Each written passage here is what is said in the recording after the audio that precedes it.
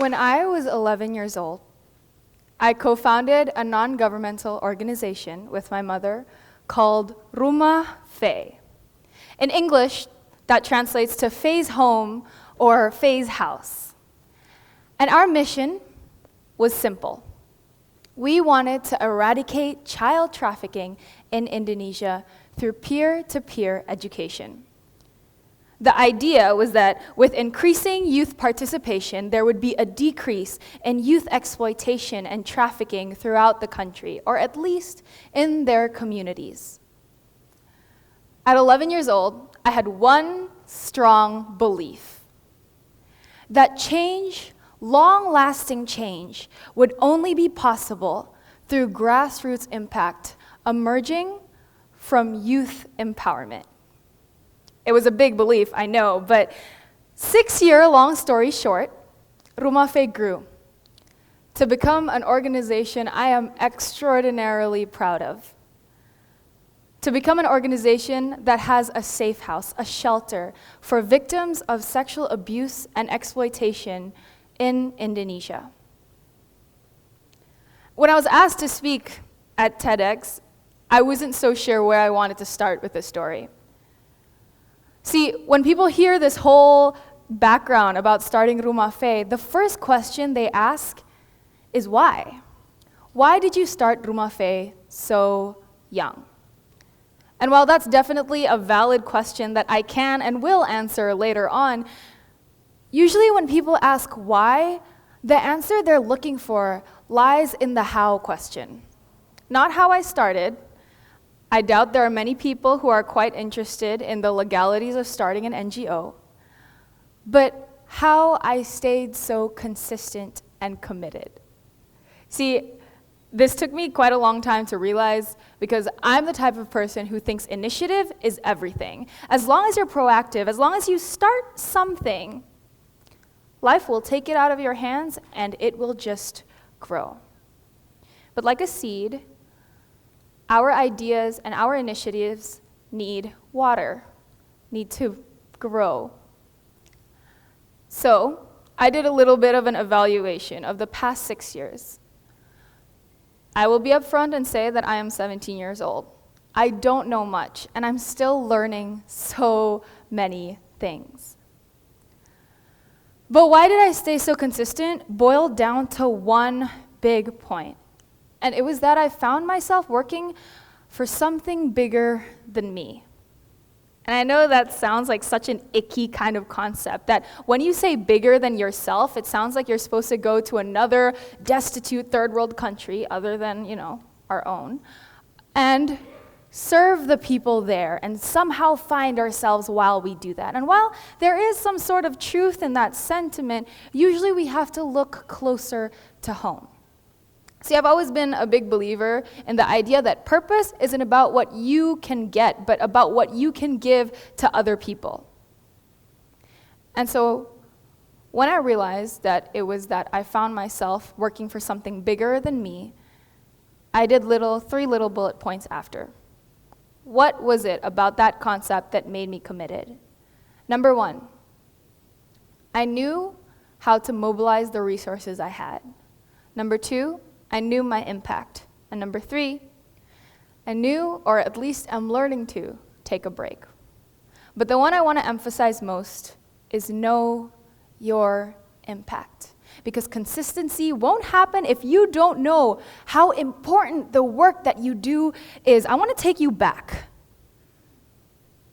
Before 2013, before the start of Faye, before I ever had this t-shirt printed, I grew up in a family that emphasized social responsibility, that I had a responsibility not as a citizen, not as a girl, but as a human being to do something bigger, to do something for others. I never took my own initiative. I never was committed or particularly unique in that sense, but when I learned about child trafficking, I was terrified. because I had grown up learning about all these different types of social justice issue, and here was this one that I had never heard of. And do you know why? Because we are scared to talk about issues like child prostitution, child sexual abuse, and reproductive health, because it is uncomfortable for us, even though 40 to 70,000 children are trafficked every single year in Indonesia. 43.5% of victims of sexual exploitation from all ages are below 14 years old. And we don't talk about that. We don't like to hear that because it makes us uncomfortable. I sent a couple handwritten letters to activists, NGOs, government officials, even some actors and actresses, asking them if I could become some sort of mini volunteer in their organizations.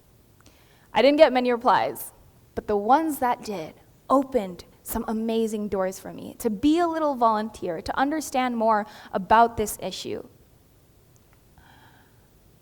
And I saw one problem, and it was that they were adults. And there was this generational gap that they weren't even trying to bridge. You see, I'm Generation Z. A lot of the people who worked in these organizations were either baby boomers or Gen X. And while that might not mean a lot of things to some of you guys, it meant a lot to these kids because it meant that they couldn't connect. They didn't feel good confiding in these people. And so what happened was a little discussion group, a small one. Me, my friends, other friends from other communities, and we brought in a legal advocate or an activist, and they talked about things that the kids might not feel comfortable talking about. I nudged them if the lady said something funny, but there was real change in the focus groups that we had. The kids were more comfortable to ask questions. 6-7 months after we started, I was 9 or 10, I want to say.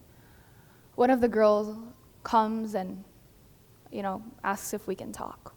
I don't think anything of it because I think, it's just a normal conversation. And she tells me, she looks at me in the eye, and I'll never forget this. She says, "Kak, my grandfather has been touching me." I know with the way the story is going, you all know what happened. But I didn't. I'm not a counselor, not a therapist, not a psychiatrist. I don't know anything about this except from what I've heard from my mentors. I'm only a facilitator. I'm not a teacher, and I don't know what to do. She is 9 years old, and her grandfather has been touching her for as long as she can remember, molesting her. I don't want to get into the case too much, but she asked me to come with her to talk to the legal advocate we worked with. There was a case, and we found her a counselor, and it was okay. Her parents, luckily, were terrified. Not all cases are like these. I remember going home that night and crying to my mom and asking, why did she tell me? A selfish part of me wanted her to take it back so I didn't have to remember that happening, because I was 9 years old. I didn't need to remember or to know that kind of thing happened. But here is the truth. Every single one of us needs to know that this kind of thing happens. And it was then when I realized the importance of that kind of discussion group, that kind of support network, that many people might not have the strength of peers, of friends, of a support community. And so, Rumah Faye was born. And as we've worked, it sounds like everything is just fine. After that, I found myself working in this sector where a lot of people try to find their self-worth, because we're helping people, and you think that if we help others, then maybe we'll feel better about ourselves. That's a lot of the sentiment that comes, but the truth is when you start working in a place like that, you face this thing, and it's called compassion fatigue. I don't know if you've ever heard of it, but it's when caregivers, we're walking in a line. And each step, we're dangling. And on one side is empathy, but on this side is apathy, because we're so tired of hearing the same stories without any change in statistics, without any change in the cases. In fact, sometimes they get even worse, and we feel powerless to do anything, so we shut ourselves down from feeling bad for people. I know it sounds like something that's obvious, but we face some of the worst issues that you could ever imagine. Children who are malnourished, who have STDs, who have been held in cages, pregnant at ages 13 and 14. You have to know your impact. After 6 years of working at Rumah Faye, I can't tell you how many times that I've wanted to quit, that I said, look, I cannot deal with this anymore. I'm so tired of not being able to save more people. For every one girl we save, thousands more are being trafficked. But you stop, and you think. Because you see, when I tell that story, you might think that this one case was the one that keeps driving Rumah Faye 6 years later. No. It is her now. She is not a victim, but a survivor. It's the power of survivors that keep us going, that drive us to make a bigger impact, to make a more important impact. I know I'm standing here right now and I might seem a little bit crazy and I might seem, she's just 17, what does she know? And I'll accept that. I haven't learned many things in life. People see me and the thing that they see is maybe activist. In terms of relationships, they see daughter, they see sister, they see friend. Best friend, cousin, granddaughter. There are all these labels that make up my identity. One of them is grandmother, and I like to add that myself. It sounds kind of crazy, I know. I will assure you I don't have any biological children or grandchildren yet, but I have 3 grandbabies. One is 1 is 6 months, and the other is 5 months. When people ask me why I start now, the answer is actually very simple. It's because I am not waiting. Are human traffickers waiting for me to graduate high school, to graduate university? No. So I'm not waiting either. I'm not a voice for the voiceless. I'm merely someone who tries to amplify the voice. I try to give a platform because these girls, they have voices and they're shouting so loud you just don't want to hear them because they make you uncomfortable. And so when people ask why, I tell them pretty easy, because I don't want my 3 grandkids to grow up in a world where they have to worry about what happened to their mothers happening to them. Because it happens all the time. I don't know much, but I know I'm a grandmother. And I know, and it's taken me a while to know this, that my impact is real. And so can yours.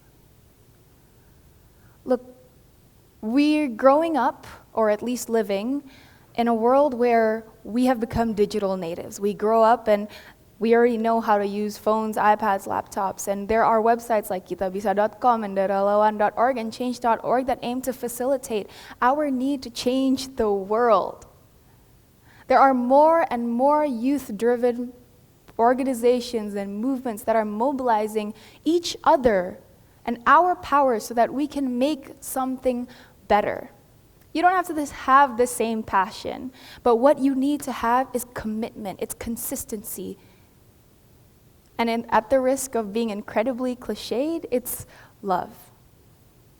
And so I hope, that if you get anything from this speech, it's to know that not only do you have an impact, but you can make an even bigger one. Thank you.